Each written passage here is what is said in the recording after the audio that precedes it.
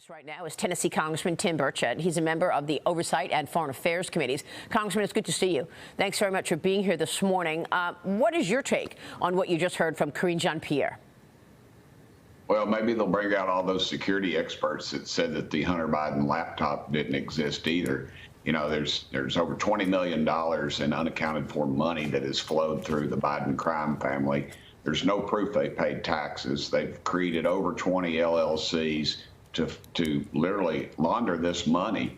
Again, where is the proof that they even paid taxes on this? What were they paying for? What were these criminal enterprises that were giving the Biden family money for? You know, why are there are thousands of emails where Joe Biden used an alias?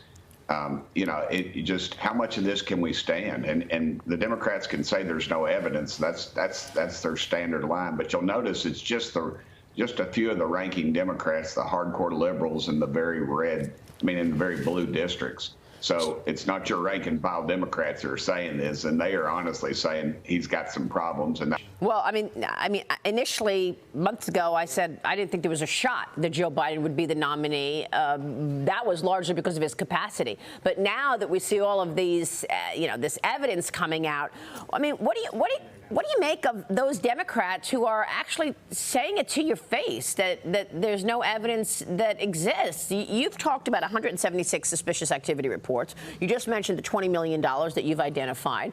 We still don't know what exactly they were selling. Why were they getting all this money? That's a great question. It's obviously influence. There's no other thing. They weren't selling anything. They weren't selling ties or cheap steaks or anything else or real estate. They were just selling influence. And the reason they're saying is because that's all they have. They've run this horse into the ground. And so now, sorry, my lights went out.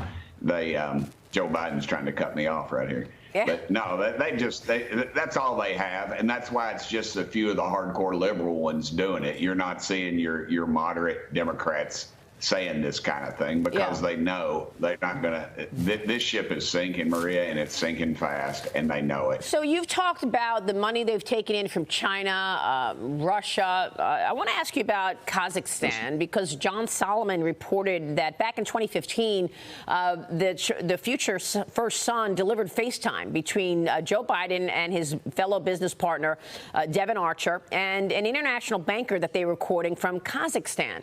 The House GOP is focusing on this 2015 breakfast, and I want to get your take on what you know about that, the latest that you have learned about in terms of other monies coming from other countries. What were they doing? Courting businessmen to try to get paid for just time with Joe Biden? Yes, ma'am. You got to realize, too, Hunter Biden went on trips at government expense with his father on Air Force Two to these countries.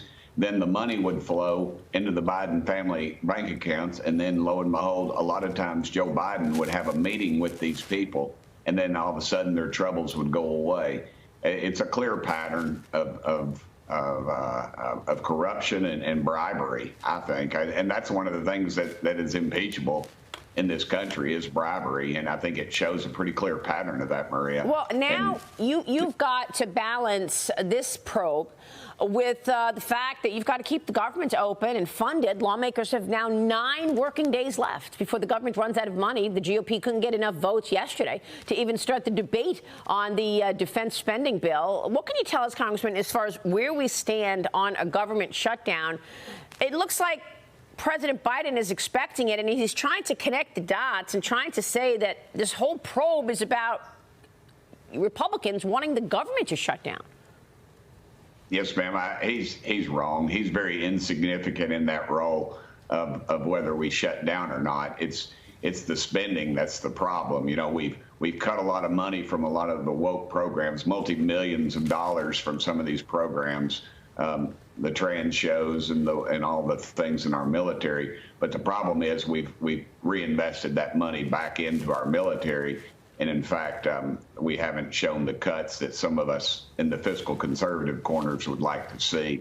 And so I think that's where the problem is. I see. Real quick, Mike Baker. Yeah, Congressman, thank you for your time. I'd like to circle back to the impeachment just very quickly. Obviously, the Democrats spent years talking about the evidence that they were going to have for the Russia collusion story. And then it never surfaced, of course, because they didn't have it. Are you confident that with this impeachment inquiry, you'll be able to package up the evidence that you're collecting and explain the situation to the American public? Because I think they're a little bit weary of hearing we have the evidence and then not seeing anything. Yes, sir. I think they can. I've expressed my interest, Chairman Comer and Speaker McCarthy, that I don't think we need some CBS-produced January 6th production that just goes on and on and on. I think we could make our case within about a week and get that evidence over to the Judiciary Committee and move ahead with this, and then vote it up or down. Let the chips fall, because we all know the Senate won't pass it. That's the thing. So that's why I hope our focus still is on our monetary situation, as our debt, and $32 trillion in debt, actually. Absolutely. And those other committees are still meeting at this time. So that will be going in parallel lanes, obviously. Okay. We'll be watching it all. Congressman, good to see you. Thank you. Thank you so much, Maria.